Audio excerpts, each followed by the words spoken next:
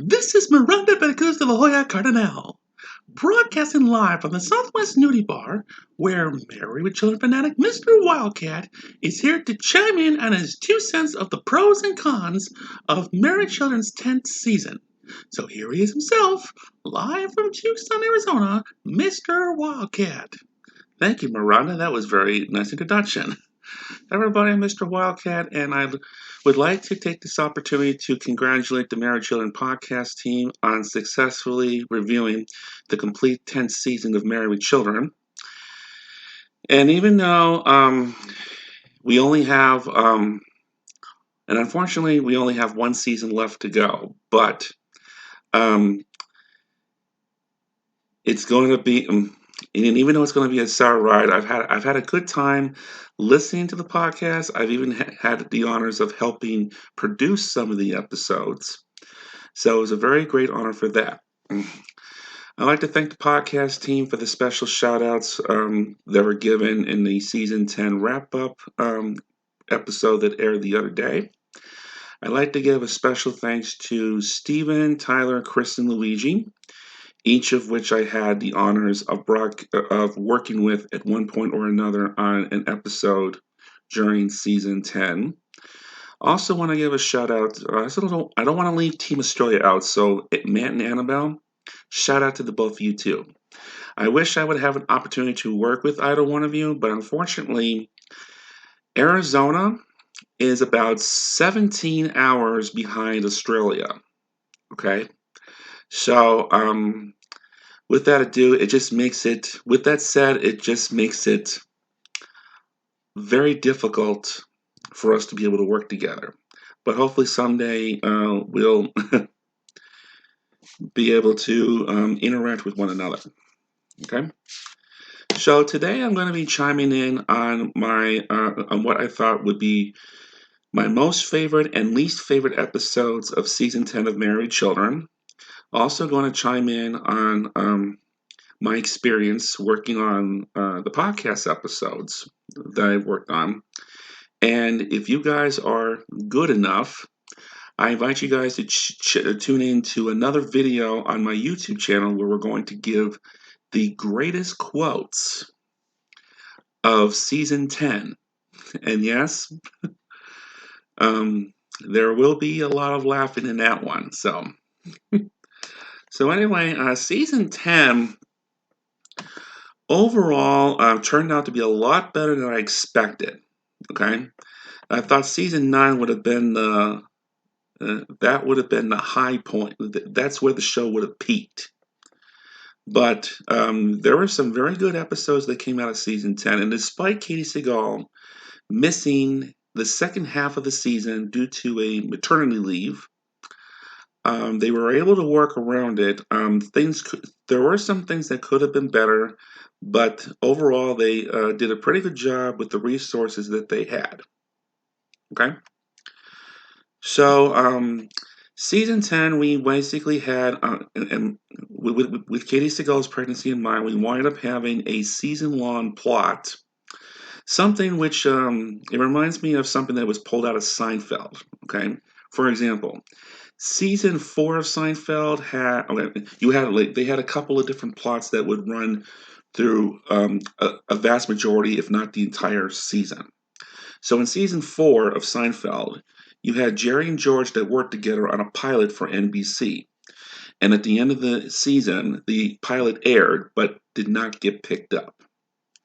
Season 5, we saw George Costanza move in with his family, move in with his parents in the first couple of seasons, and then he wound up moving out in the season finale when he landed a job with the New York Yankees. Season 6, we saw Elaine Bennis after getting laid off from Penn Publishing in the season 5 finale. She wound up working for Mr. Pitt throughout majority of season 6 before she was fired towards the end of the season after Mr. Pitt suspected that Jerry and Elaine were working together to kill Mr. Pitt, which was not true. And last but not least, in season 7, we saw George Costanza George Costanza get engaged to Susan, who he met at NBC.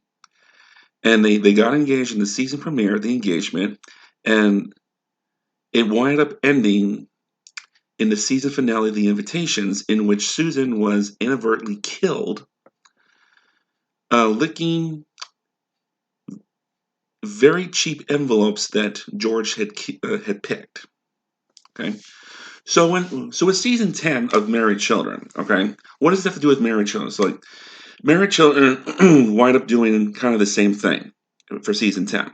So in season 10, we saw Peggy's mother move into the Bundy household. She moved in the season premiere. Guess who's coming to breakfast, lunch, and dinner? We saw her finally move out in The Joke's on Now, the season finale. Despite the fact we had not heard from her, we had never had heard one word from her after the Christmas episode, I Can't Believe It's Butter, and after Peggy went to go find her father touring the world, we never even realized that Peggy's mother was still in the fucking house. Until we saw Peggy's father come in towards the end of the season finale, coming in wanting to take the mother take his wife home with him. So this was, quite honestly, it wasn't my favorite thing in the world. And yes, it is, see, with Peggy's mother, you had to use your imagination. This is a joke where you had to use your imagination to figure out like how big is she and what is she really doing up there. Okay, you have to take like Kathy Freeman's voice, and you have to find out exactly like where is this character going. Okay,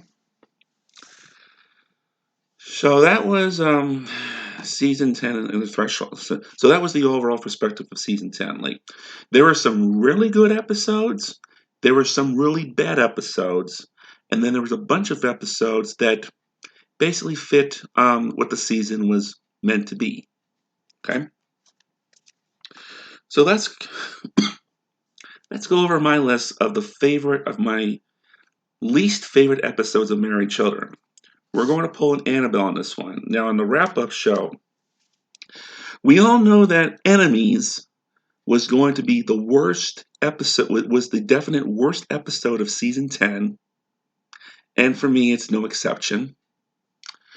So, what Annabelle decided to do for the podcast team was, what would be your least favorite episodes other than Enemies?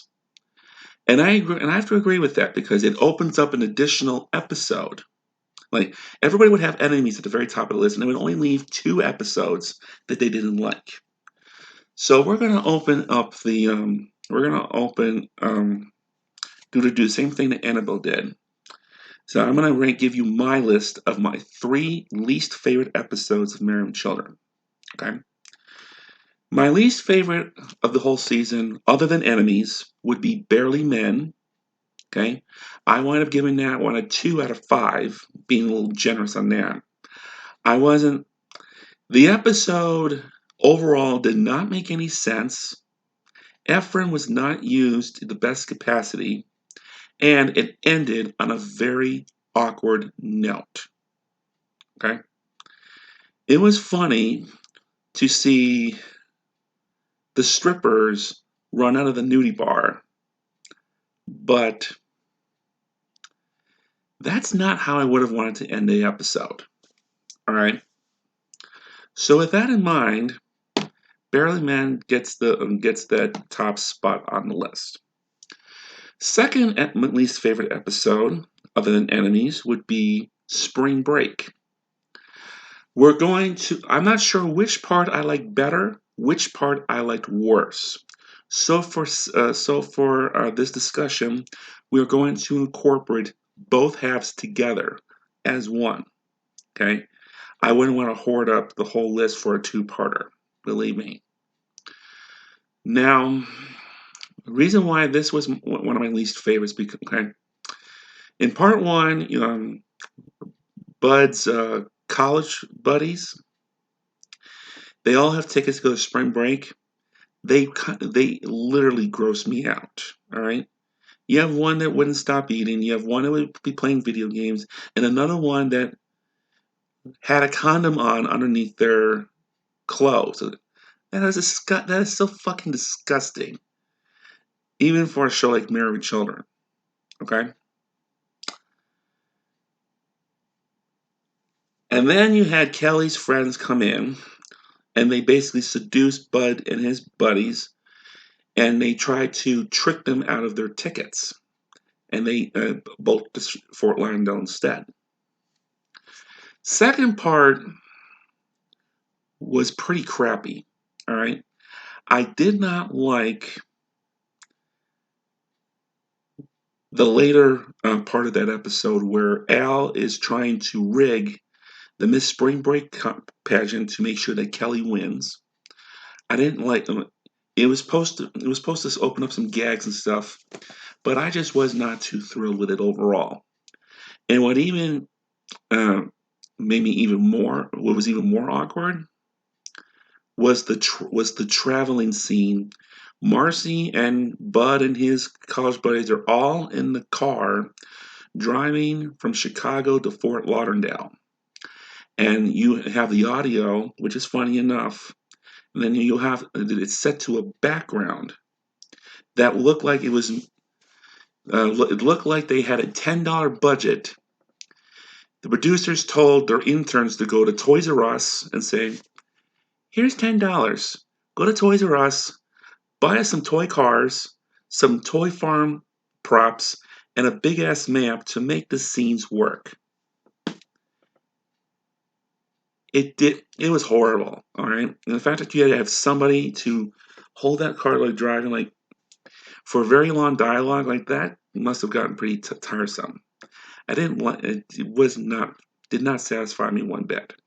Okay. And looking back at it now, I should have given overall. I gave Spring Break parts 1 and 2 overall a 2.5 out of 5. I should have given it a little lower than that. I should have ranked it lower.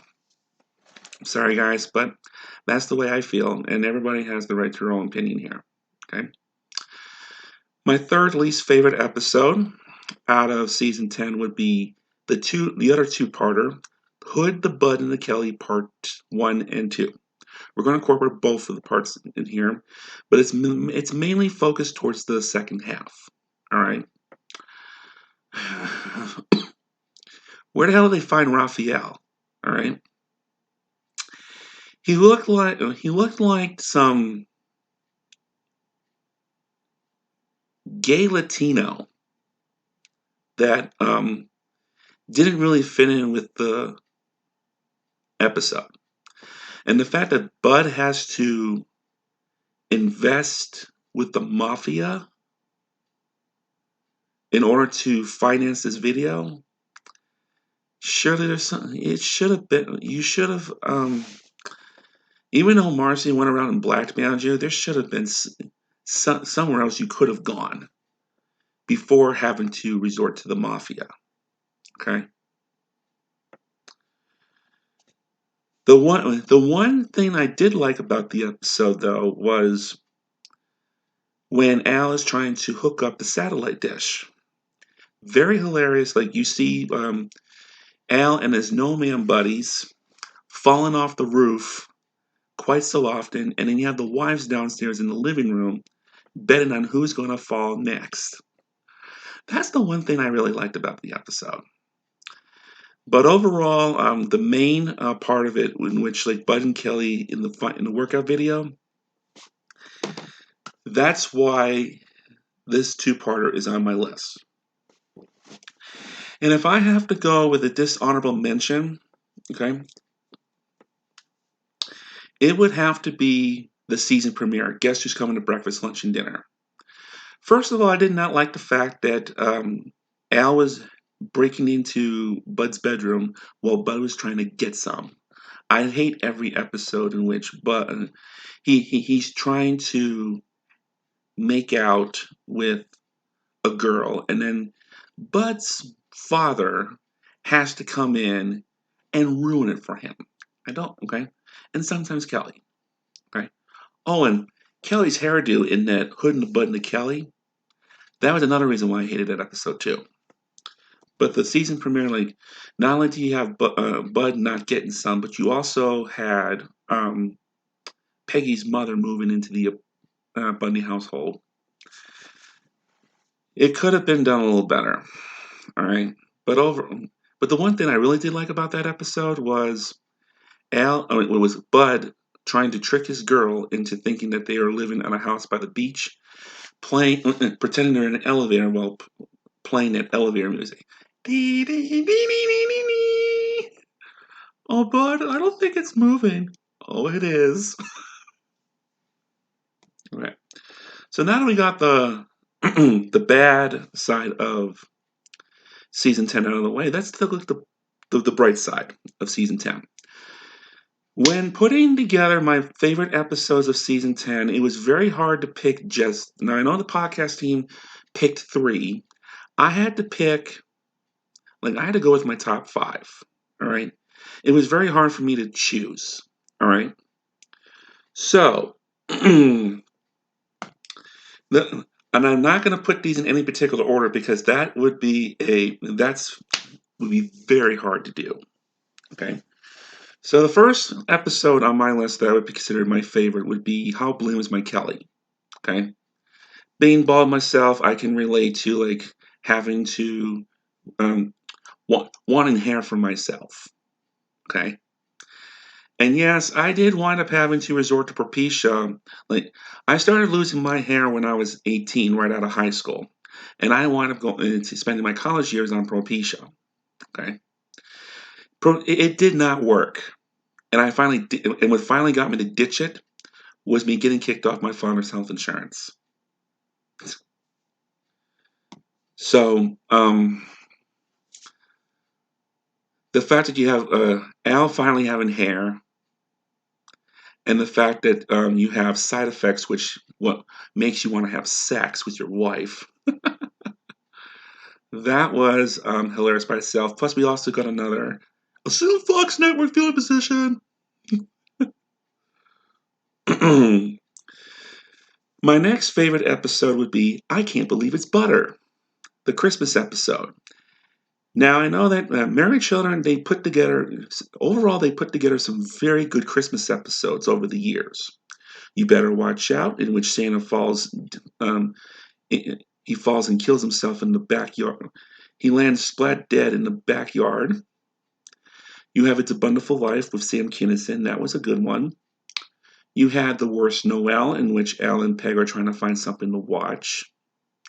You had this episode, which Peg's mother has to get a second job in order to pay back the money that she stole from Al in his Christmas fund.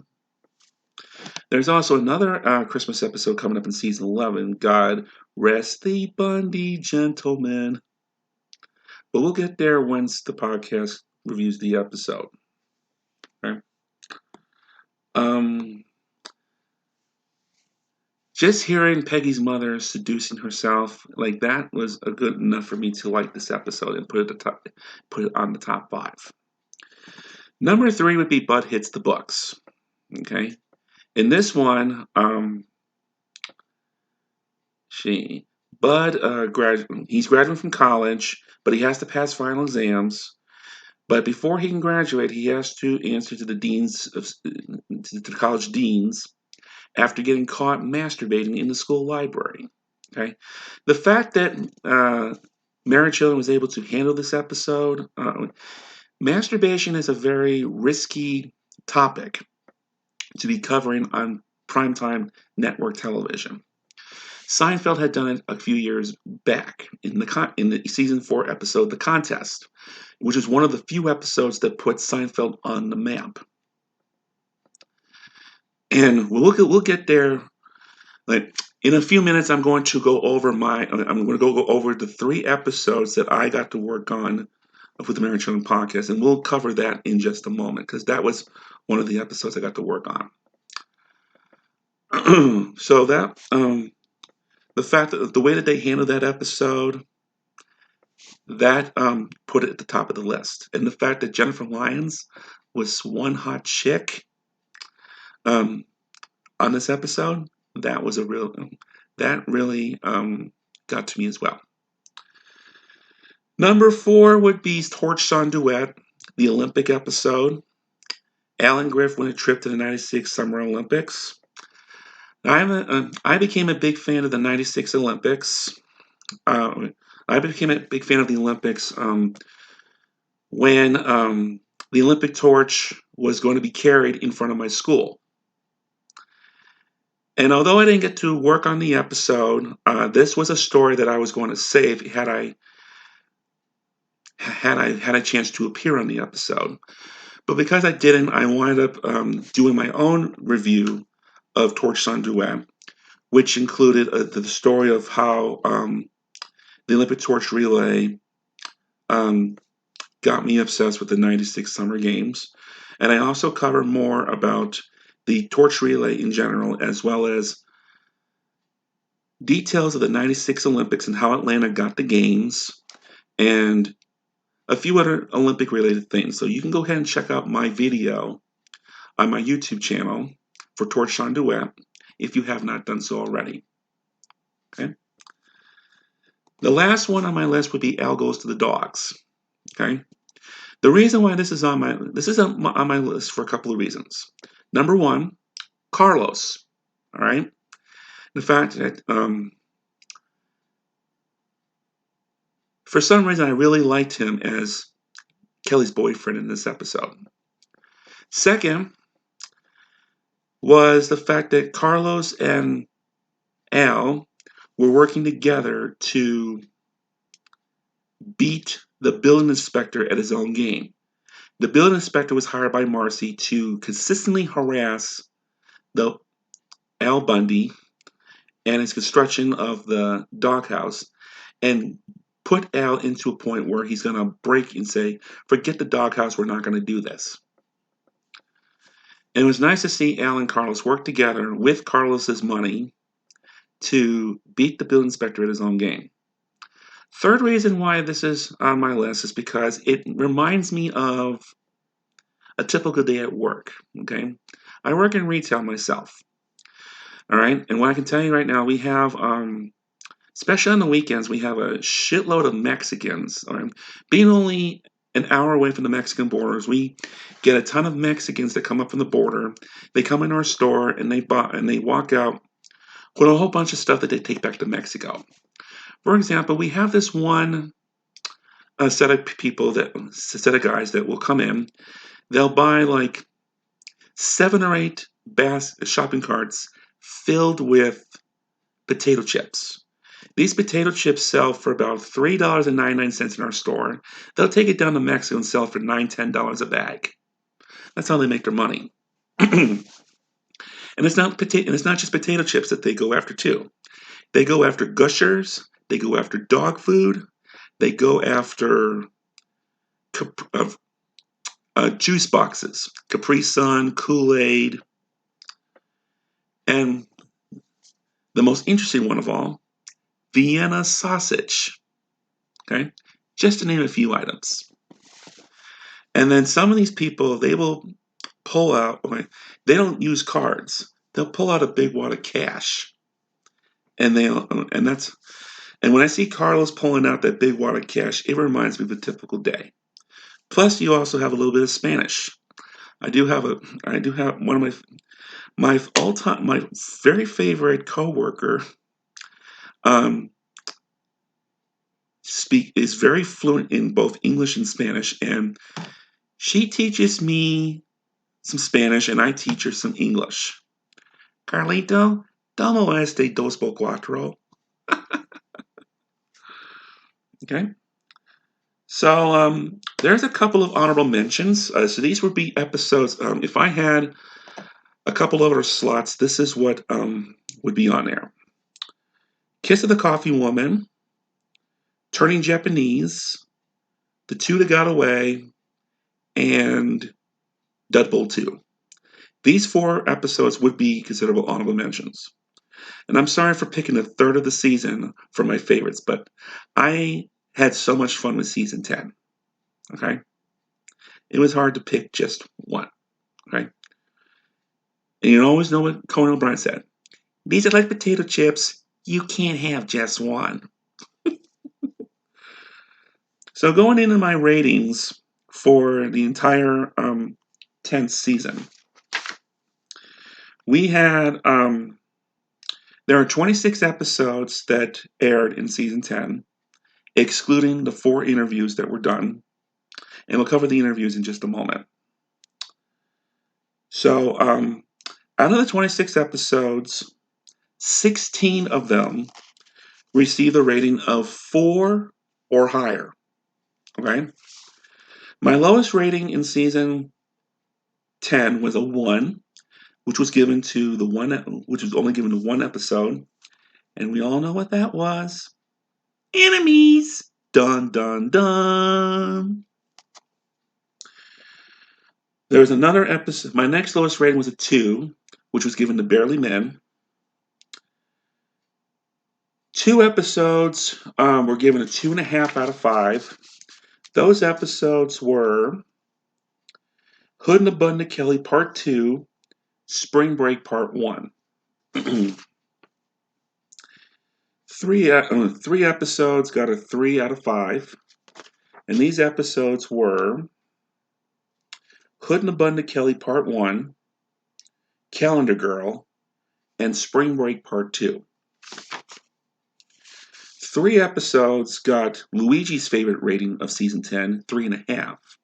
All right. These 3.5 ratings came from the season premiere, Guess Who's Coming to Breakfast, Lunch, and Dinner. Also was given to The Agony and the Extra C, and the season finale, The Joke's on Al. 5 episodes got a 4 out of 5. My favorite rating of 5 out of was a 4 out of 5. Is usually a 4 out of 5. Okay, 5 episodes got a 4 out of 5 from season 10. Those were Requiem for a Dead Briard, the one which Buck passes away, or the dog retires in real life. Reverend Al, The Weaker Sex, Turning Japanese, and Kiss of the Coffee Woman. My most common rating, or the one that got the most episodes got rated for, was a 4.5 out of 5. 6 episodes were given this rating, including Flight of the Bumblebee, Blonde and Blonder, Dudbull 2, Love Conquers Al, Al Goes to the Dogs, and Torch Song Duet. Now, Torch Song Duet and Al Goes to the Dogs, these episodes, I was very tempting that I really wanted to give it a 5 out of 5. The only reason these did not get a 5 out of 5 was because Peggy was not in the episode. Had she been in there, they would have been given a bigger consideration. And last but not least, 5 out of 5, given the 5 episodes. Probably a few more than I should have given. These were Shoe Room with a View, How Blooms My Kelly, The Two That Got Away, I Can't Believe It's Butter, and Bud Hits the Books. Bud Hits the Books, coincidentally, was the only episode which the Married Children podcast team, everybody who rated it, when you take everybody that rated each individual episode, those who are on the air, hosts and guest hosts. The only one that was considered a Hall of Fame in which everybody that was on that particular episode gave it a 5 out of 5 was Bud Hits the Books. Dudbull 2 came really close, and I felt bad for doing it. But the reason I gave that a 4.5 was because even though it was a very funny episode, and I had fun watching and reviewing it with the podcast team. I just did not like it or was as familiar with it as some of our other members of the podcast team. Okay, so so speaking of which, let's go ahead and briefly cover my experience with with the episodes that I got to review on the podcast. Okay, my first episode was Dudable 2.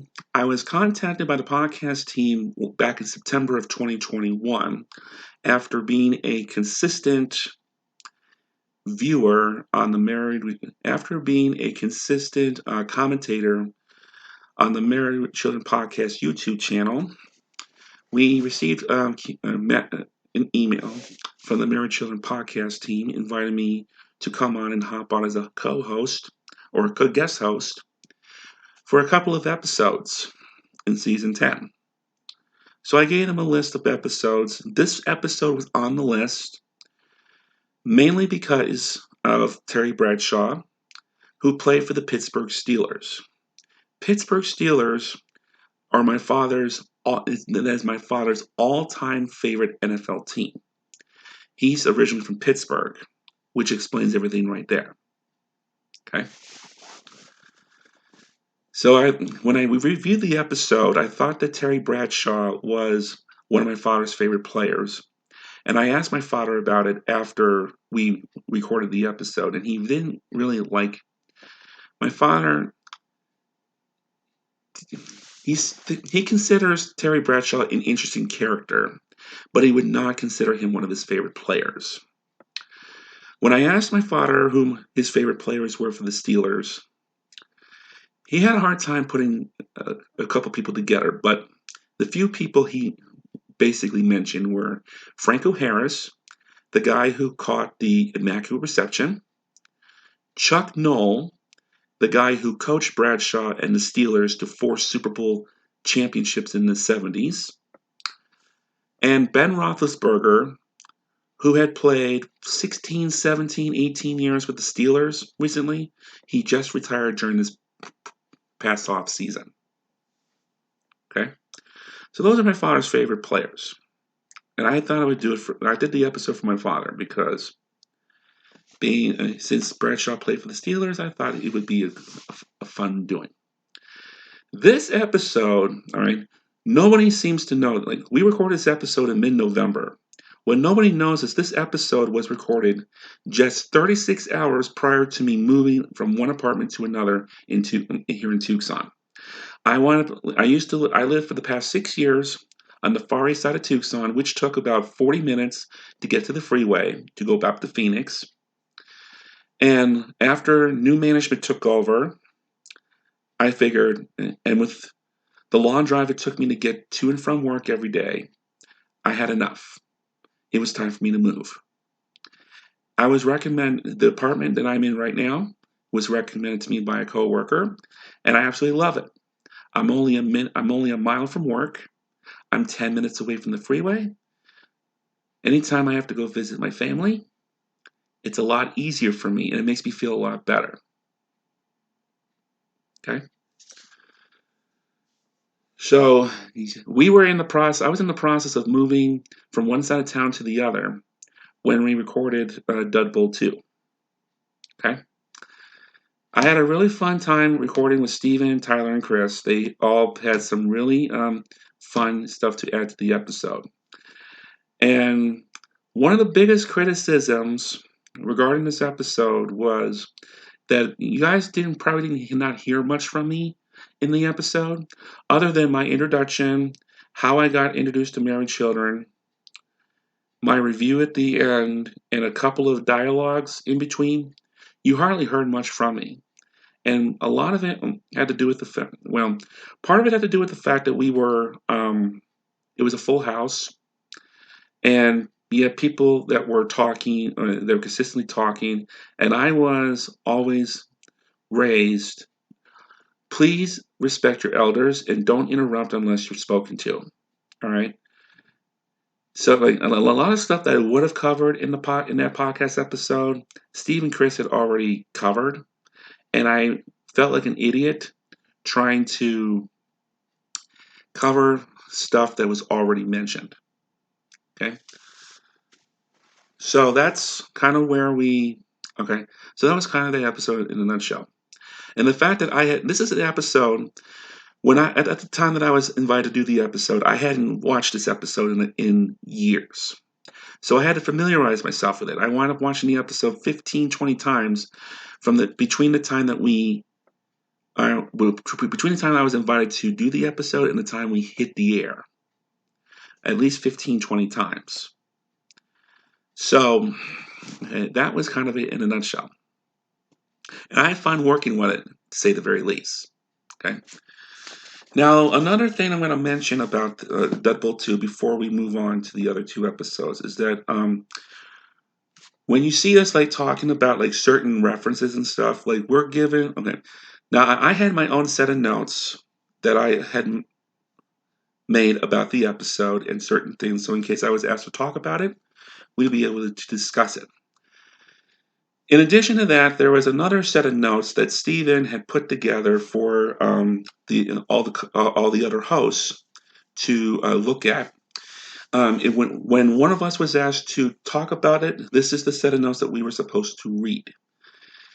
When I was asked to talk about Terry Bradshaw, I was going through my set of notes that I had gotten from Wikipedia.com. And it wasn't until we got to Brad Pitt where I realized, damn, I read off the wrong set of notes.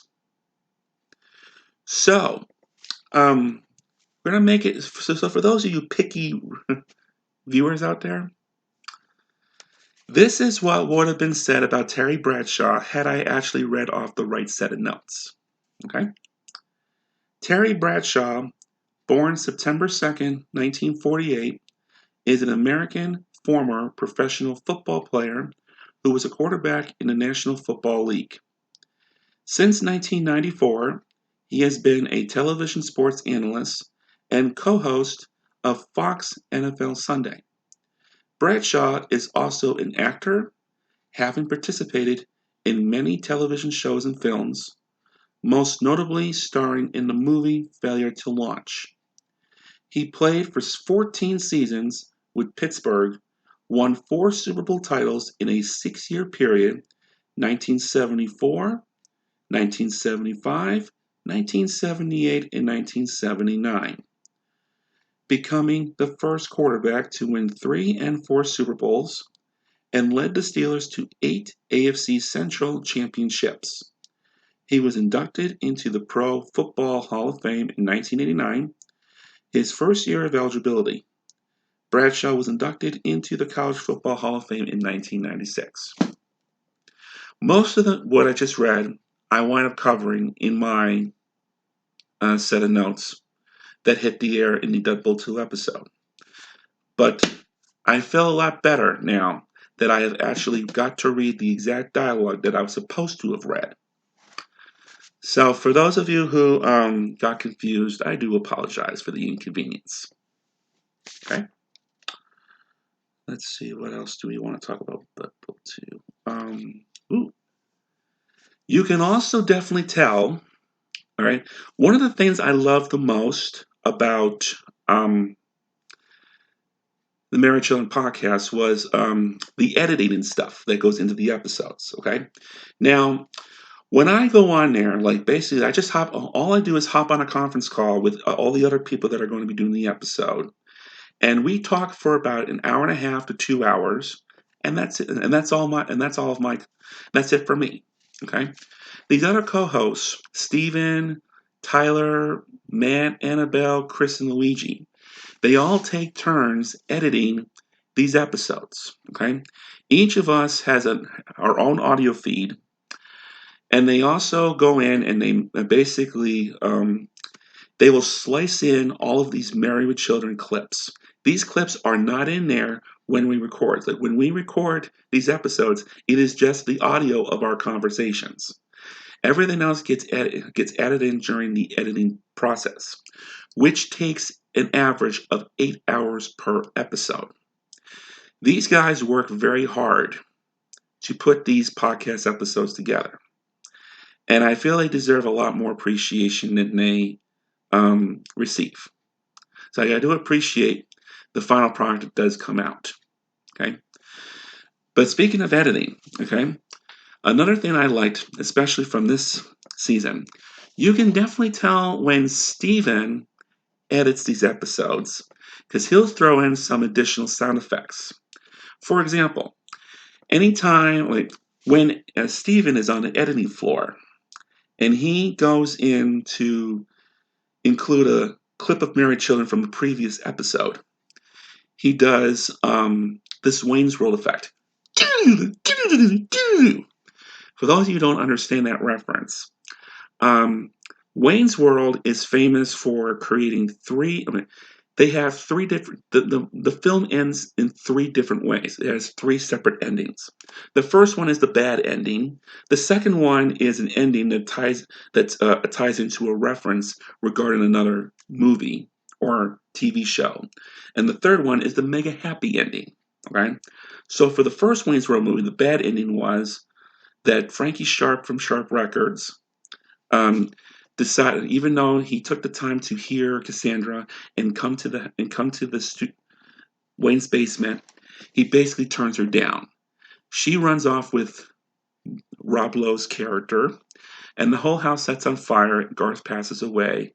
You have Cassandra and Benjamin on a beach. The second ending was a Scooby Doo ending. In which Benjamin is revealed to be Old Wet Man Withers, the guy who owns the haunted amusement park. Good one, Shaggy. And then the third one is the mega happy ending. Everybody gets everything that they wanted. So that's where that sound effect comes into play. There's another sound effect that did come into play in Deadpool 2 when we talk about what Bud had just cleaned up Marcy's yard, and Al says, "Put it back where you found it, and before you do, light it on fire." There is a sound effect added in there where you have Beavis and Butthead, fire, fire, fire.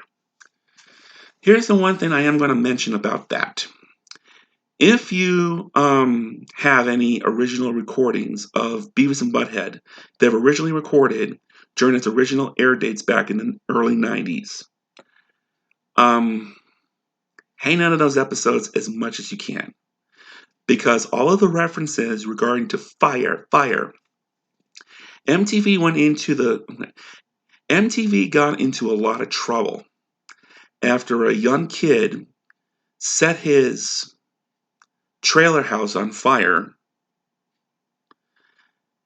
after mother allegedly claimed that the kid got the idea from an episode of Beavis and Butthead. Even though the kid had never seen an episode of Beavis and Butthead and the mother never had cable, it didn't really make any sense. But nevertheless, it did put a lot of damage. MTV had to do a lot of damage control. Beavis and Butthead were, because of that one incident, Beavis and Butthead were no longer allowed to play with fire. They weren't even allowed to mention fire. And if that wasn't bad enough, MTV had to go into their archives. They had to pull out all of the master recordings for Beavis and Butthead and slice out all of the references to fire, fire, and Beavis and Butthead playing with fire. All right? So with that in mind, these clips you see on YouTube, if you have these clips, like if you still have these original recordings of Beavis and Butthead with the fire on them, save them as much as you can, as long as you can. Digitalize them if you have to, because these episodes you're never gonna see this on the repeats. Okay. So that was Deadpool 2 in a nutshell. We'll talk about, let's see. But Hits the Books we'll talk about that in just a moment. But Kiss of the Coffee Woman, this aired a week after Bud Hits the Books, but it was recorded first. It was recorded back in September. It was recorded in mid-March of 2022. And you can definitely tell like when it was when it came out, because for two reasons. Number one, you heard me talk about the Arizona Wildcats playing in the NCAA men's basketball tournament. March Madness was still in progress at the time that we recorded this episode, and the Wildcats were still in it. And unfortunately, the Wildcats were eliminated from the NCAA tournament just 24 hours after me, Chris, and Luigi recorded this episode. In addition to that, we also talked about, in that episode, we talk about Lance, the guy who played Lance. He was a passenger on the elevator in the 1994 film Speed. And I wound up talking about, and I mentioned something how Speed was my first ever R-rated film that I had seen. And that is a conversation that was also covered in Spring Break Part 1, which coincidentally hit the air on the exact same day that Kiss of the Coffee Woman was recorded. Okay? So that's where that came into play. Yes, and yes, Revenge of the Nerds was recorded at my alma mater, the University of Arizona. So, if any member of, so if the Married Children podcast team, if they decide, I know like a while back, Alex Edwards, he reviewed a couple of movies that included Married Children characters. So like they did Dutch, which featured Ed O'Neill, as well as Don't Tell Mom the Babysitter's Dead, which featured Christina Applegate. Revenge of the Nerds features Ted McGinley as Stan the frat boy, president of the Greek Council. One idea I will pitch to the Married Children podcast team, whether you do it during season 11 or if you choose to do it as a special after the podcast is wrapped up for good. This is a project that I would suggest trying out. And if you ever do decide to do something like this, I highly recommend you put me on either as a host or commentator, or at the very least on the research team. Because like I said before, this was filmed in my alma mater. I could tell you exactly where every one of these scenes were filmed, and what has become of that particular location since the film was shot in 1984. Okay? So that's something to think about. All right? Another thing we get from Kiss of the Coffee Woman was there is a reference to Orange Julius. Okay? Nobody on the podcast team is anywhere near an Orange Julius, and me being on the West Coast, I do have access to a couple of Orange Julius locations. The closest one was this Tucson Outlet Mall on the northwest side of the Tucson Metro on the way to Phoenix. It's about 15 minutes from where I live. And basically, when Luigi heard about this, he offered me to do a review of Orange Julius. And thinking of this while we were recording, I said, this would make a good addition. Okay? Since Orange Julius is being mentioned on the Married with Children, on this episode of Married Children, I set myself up to where we should review Orange Julius and have it hit the air around the same time that Kiss of the Coffee Woman hits the air. And they were pretty much up to it. Specials do air on Saturday, whether it's a special announcement about an upcoming interview or doing something like what I did, was reviewing Orange Julius, or what Matt did, which was review Fruit Loops and beer, a combination which was done in Agony in the Extra C, out of all things in the world. So, okay. Kiss of the Coffee Woman, that was that episode I was a lot more familiar with compared to Deadpool 2. So you got to see me engaging in a lot more conversation. And with a smaller house that this time around, it was a lot easier for me to speak my mind and chip in whenever I had something to say. Okay? And the fact that Chris and Luigi were always consistently asking me questions, this basically put me on. This kept me on my foot. Like I need to make sure I'm paying attention to this episode, and I'm paying attention to what's being said, and because I know they're going to be asking me about all this stuff, and I need to have an answer for them as soon as it comes up.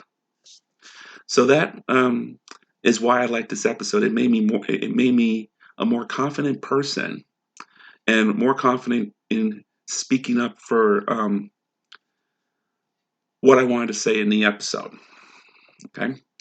You also, and then we also have Butt Hits the Books. Now that episode aired the week prior to Kiss of the Coffee Woman, but it was the last episode that I had recorded, and this was recorded at the very last minute, and as well as me being invited to join them on the episode.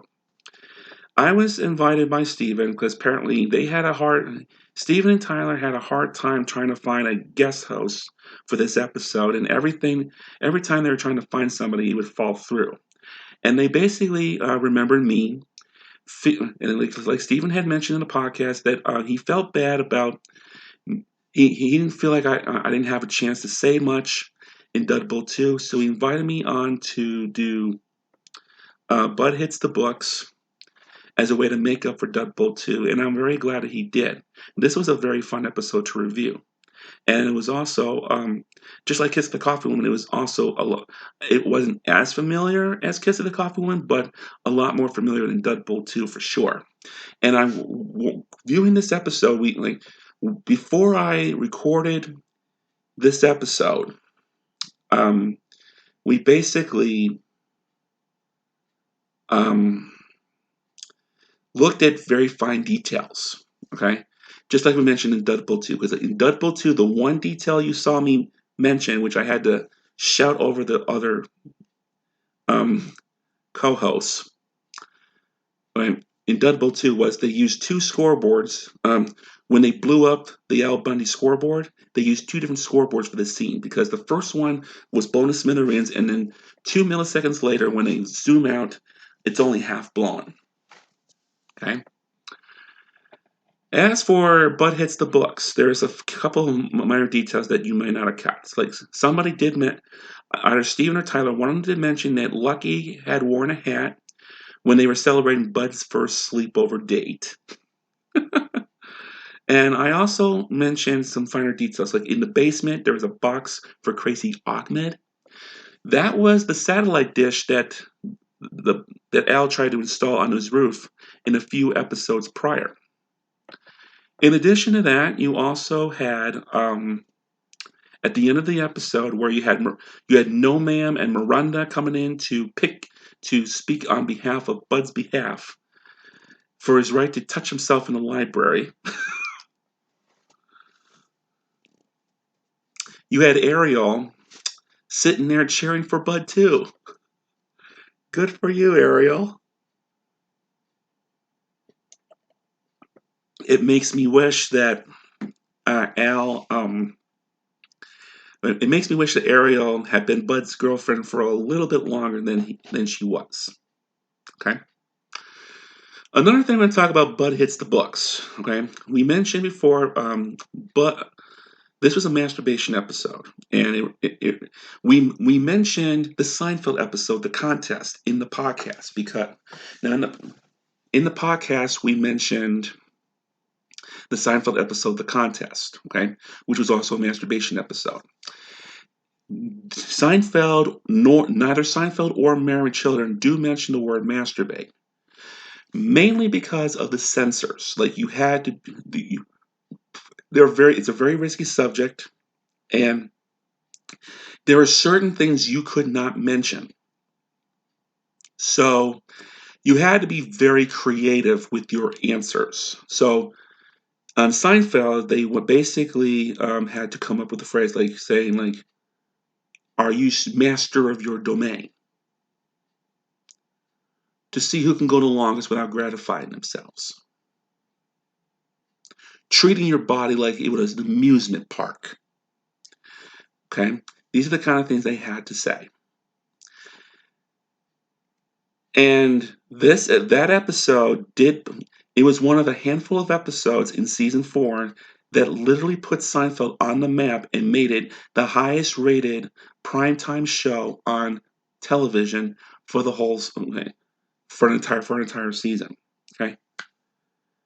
A few other episodes of Seinfeld that would be in that same category would be The Airport, in which Jerry sits in first class, Elaine sits in coach on a flight from St. Louis back to JFK, and you also have Kramer and George trying to bounce back and forth between the two airports to see where Jerry and Elaine are going to land.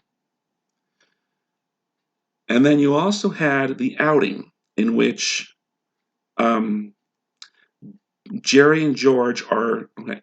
Jerry's being interviewed by a reporter, by a student from NYU for a school newspaper.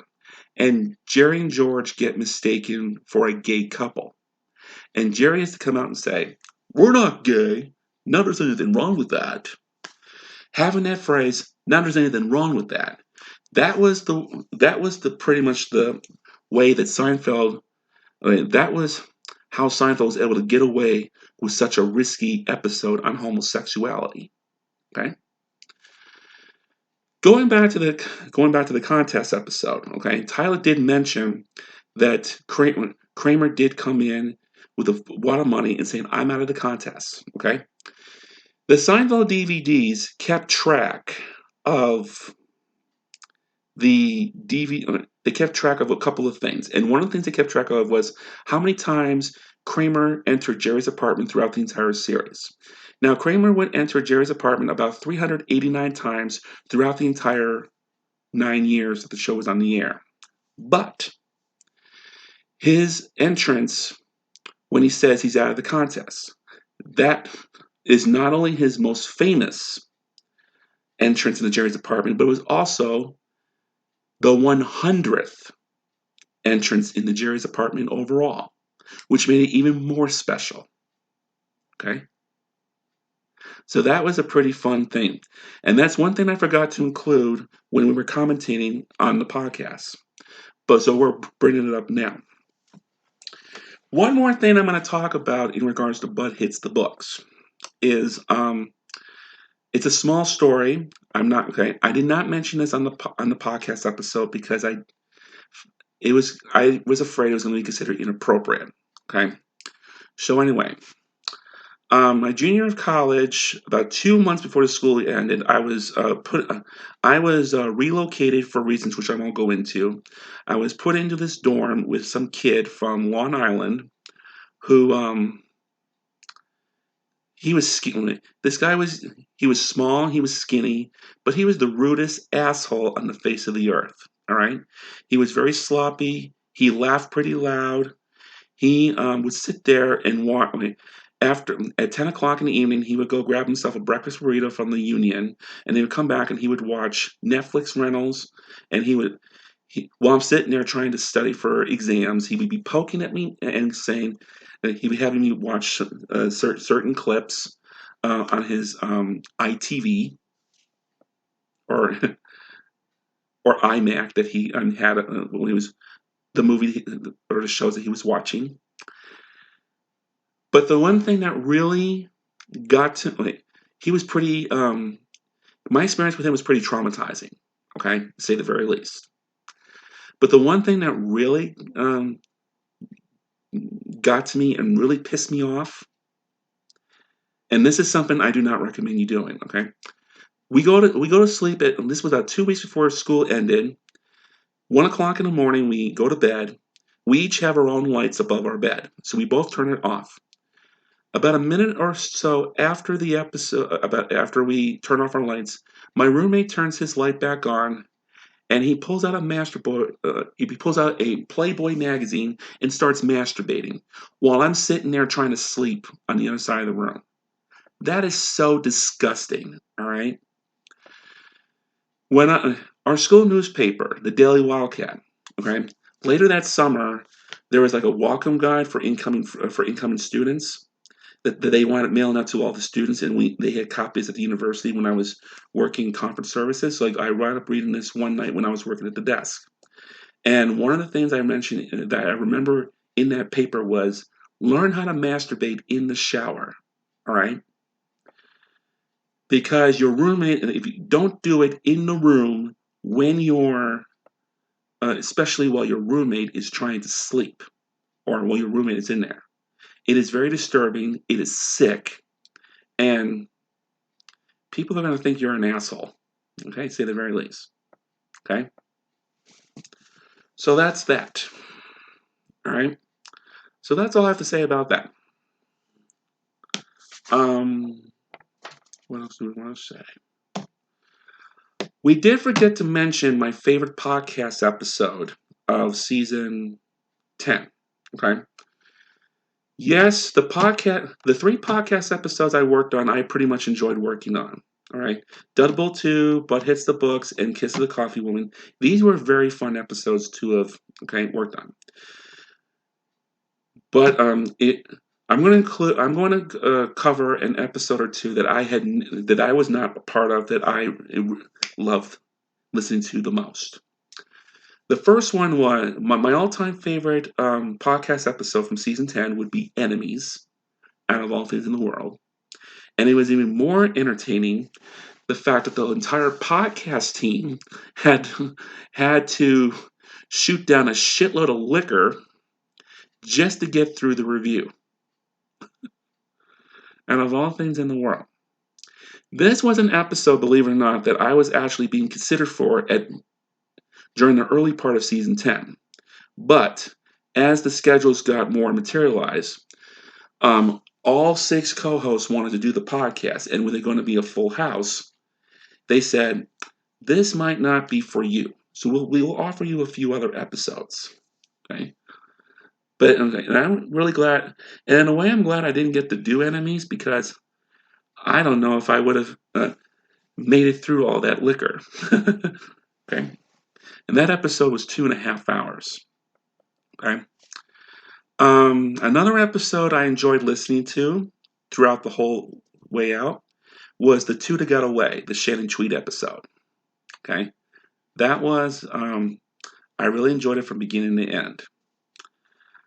And if I had to pick one other episode other than the ones I did, that would have to be...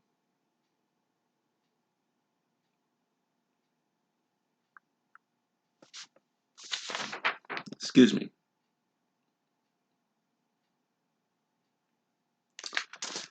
I'll go with How Bling Was My Kelly. I was able to relate to everything that was being mentioned on the episode. Okay? So that's that in a nutshell. My favorite guest stars to have appeared in season 10, I'll pick my top 3. In no particular order. First one would be Shannon Tweed. Second one would be Terry Bradshaw. And the third one would be Pat Morita, in Turning Japanese. Okay? My favorite girl, let's see. There was a whole bunch of attractive women throughout the entire season 10 of Married with Children. Okay? If I had to pick a couple, let's see. I would pick the 2 Swedish masseuses in The 2 That Got Away. I would pick Crystal Clark in Calendar Girl, despite the fact that she was born a man. I'd probably go with Shannon in Enemies. What else? Ariel in Bud Hits the Books. I have to include her. And if I had to pick one more, I'd probably pick the 4 women in Torch on Duet that were sitting with Al in Al's fantasy. Oh, Al, you're the man of the year. No, you're the man of the century. You're twice the man Griff is. That's why I cloned myself. Okay, I would pick that. So that is season 10 in a nutshell. All right. There is another thing I am going... Okay, now basically we're going to take a break, and we're going to look into the greatest lines out of season 10 of Married with Children. So that will be in a separate video. So I invite you to hit the like button on this one, subscribe to my channel, and join me for the greatest quotes of season 10. And until then, I'm Mr. Wildcat. Before we go, all right. No, let's take a break, and then we'll be back. So until we meet again, I'm Mr. Wildcat, reminding you all to be good, be careful, and behave.